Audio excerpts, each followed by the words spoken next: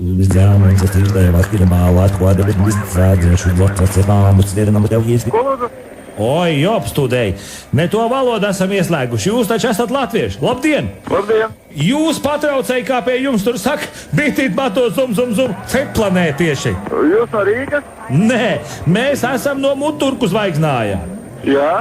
Jā.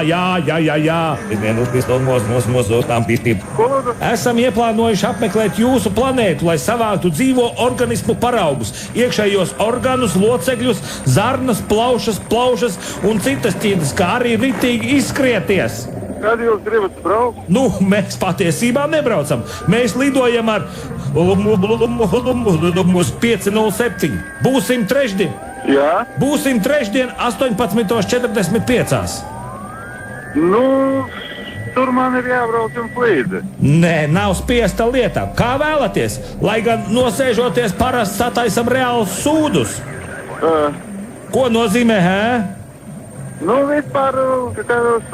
Labi, tagad stāstiet, kas jums tur ir, jo mums tur būs bāze numur...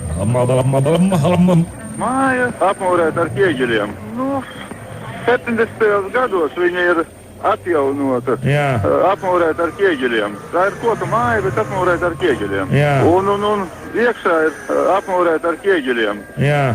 Tur ūdens un centrāla kanalizācija apmūrēt ar ķieģeļiem. Krāšņa apkure, kamīns ir, tur jau bija aprakstīts ar ķieģeļiem. Jā. Siltumnīca arī ir? Jā, tur ir divas pat lielas tādas siltumnīcas. Apmūrēt ar ķieģeļiem. Nu, neapkārtā praktiski uz vienu pusi. Un antigravitācijas portāls pārējai uz paralēlajām pasaulēm? Nu, ir tur netālu, bet, konkrētiem grūti pateikt.